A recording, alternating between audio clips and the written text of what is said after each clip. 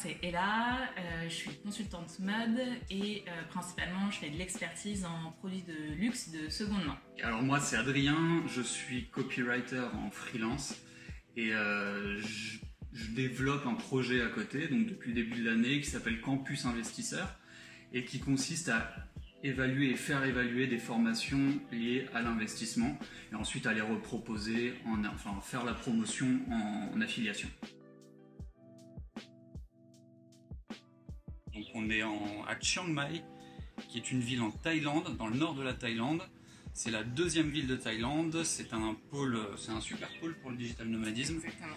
Et ce qu'on peut montrer, donc on est dans un appartement qu'on loue en Airbnb, et voilà ce que ça donne en fait sur le balcon. Donc c'est assez confortable. Voilà.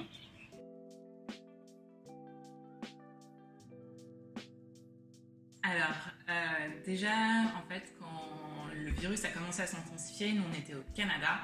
On avait déjà notre vol de prévu, donc Montréal, Bangkok.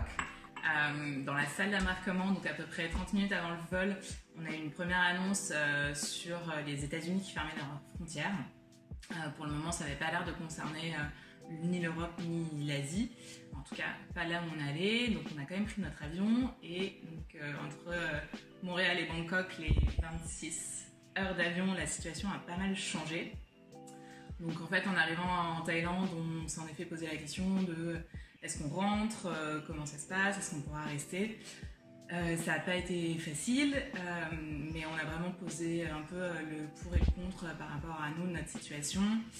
Ce qui a joué, c'était le fait de ne pas avoir d'appartement en France dans lequel on pouvait se confiner.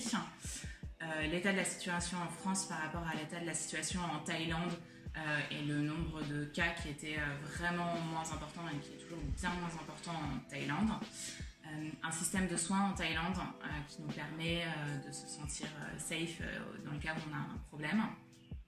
Encore une fois, la possibilité de pouvoir mieux se confiner ici, de pouvoir plus facilement trouver un appartement, d'avoir encore les restaurants en livraison, ce genre de choses à Chiang Mai. Et le dernier point aussi, c'était que nos visas aussi nous le permettaient, c'est-à-dire qu'on pouvait au moins... Alors, nous, quand c'est arrivé début mars, on a tout de suite fait notre extension de visa qui nous permettait de rester 2 mois. Et par la suite, il y a eu des lois, des traités passés qui ont étendu tous les visas touristiques jusqu'au 31 juillet pour le moment. Et si la situation n'est toujours pas débloquée au 31 juillet, ils seront sûrement reconduits. Ouais, il y a vraiment le côté plus confortable. Après, le gros point de stress, c'était aussi de se dire s'il arrive quelque chose à nos proches, à notre famille, à nos parents. Ça, c'était aussi la question, le gros point de tension. Et on s'est dit de toute façon, voilà, si on est en France et qu'il y a le moindre problème, de toute façon, on ne peut pas aller voir nos parents à l'hôpital s'il y a un problème, quoi. Donc ça a un petit peu joué dans ce sens-là, mais ça a été assez stressant de ce point de vue, quoi. En se disant, voilà, s'il arrive quelque chose à nos parents, qu'est-ce qu'on fait, comment on fait si on ne peut pas rentrer, etc. Mais tout s'est bien passé, on les a briefés, on a insisté à fond pour qu'ils fassent hyper attention, pour que ça soit rassurant pour nous. Et puis tout s'est bien passé jusqu'à présent, donc tant mieux.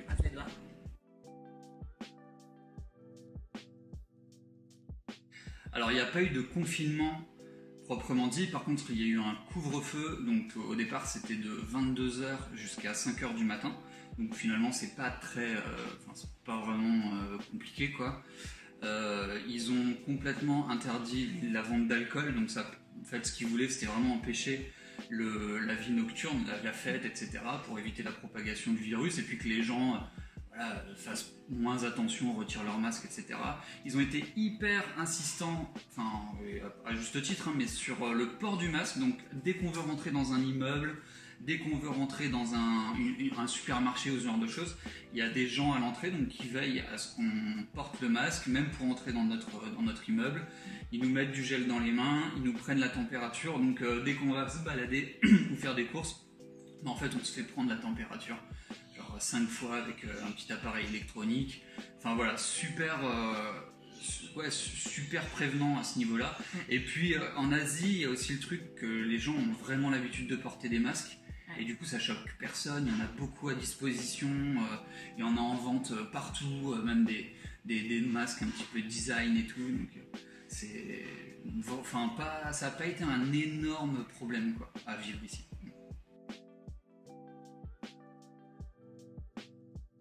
Alors, pas beaucoup de changements avec le confinement, à part ne plus aller dans les cafés qui viennent seulement de réouvrir. Moi, ce que du coup je fais plus, ça va être un peu plus de sport quotidien pour combler le manque de sorties et de marche, et beaucoup plus de lecture et de formation pour m'occuper à la maison. C'est pareil.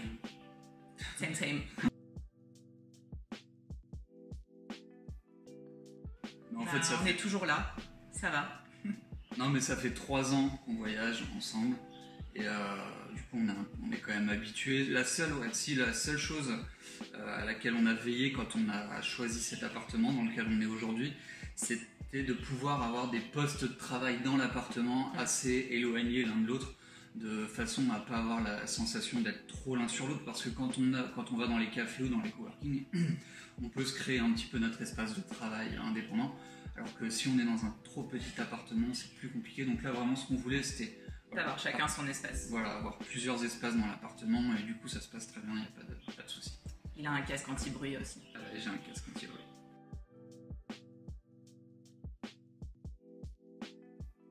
Alors, Thaïlande, Malaisie, Indonésie, Bali, Vietnam, Sri Lanka, France et Montréal.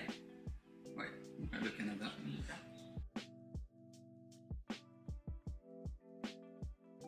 Alors, en tant que digital nomade pour tout ce qui va être café, atmosphère de travail, moi je dirais Montréal. Après, on a fait l'hiver dernier à Montréal et franchement le froid ça devenait un petit peu dur. Donc voilà, il y a des pour et des contre, mais en tant que digital nomade, pour vraiment être dans une super ambiance de travail, je dirais Montréal. Ouais, moi j'ai le cœur qui balance entre en effet Montréal et la Thaïlande, pour en effet un peu les mêmes raisons que Montréal. C'est un peu la qualité de vie, l'ambiance, il y a juste les massages en plus.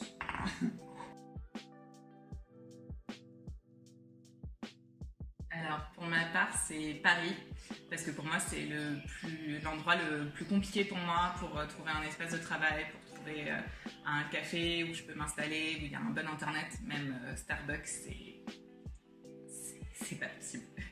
Donc pour moi c'est le plus compliqué, c'est Paris. En fait c'est la seule destination qu'on ne choisit pas, pour laquelle on va par défaut, donc du coup les autres on les choisit, on les teste, et en général ça se passe très bien. Voilà, pour ma part, pas de pire destination dans la mesure où on l'a choisi, quoi. Alors moi j'ai un pire souvenir. Mon pire souvenir c'est quand mes parents sont venus me rendre visite et du coup je bougeais un peu plus et dont j'avais mon planning de prévu qui était de prendre le bateau le matin pour arriver sur une île et puis de travailler le reste de la journée pour mon client. Et la mer était très agitée et les bateaux, les speedboats, pendant 3 heures, ça a été 3 heures de mal de mer. Et ça, pour ensuite assumer une journée de boulot après, c'est mon pire souvenir, clairement. Moi, j'ai pas de pire souvenir qui me viennent. Les meilleurs souvenirs, je dirais que c'est peut-être les moments de travail en groupe à Bali, c'était vraiment sympa. Alors il y en avait plein, soit quand on travaillait, on partait travailler à plusieurs dans les cafés, ou même on avait organisé des sessions de travail un petit peu coworking à la maison, avec plein de digital nomades qui étaient à Bali. C'était vraiment sympa. À la fin de la journée, on faisait un apéro et tout. C'était top. Apéro, piscine, coworking. Ouais. Bien. Ça c'est vraiment des conditions de travail privilégiées. C'était très très cool.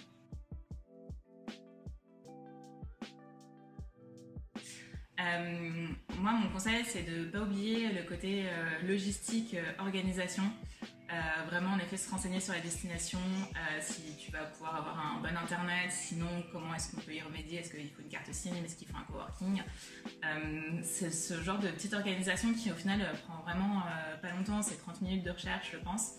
Et moi, je trouve que ça fait vraiment toute la différence. Ça te permet d'être serein, ça te permet de pouvoir travailler efficacement dès que tu arrives sur une destination.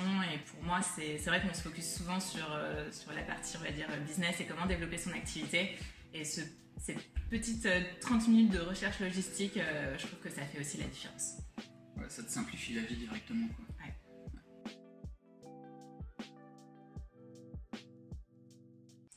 Et alors le petit mot de la fin, juste pour vous dire qu'on a hâte de vous retrouver et de retrouver tous nos autres et peut-être futurs collègues nomades.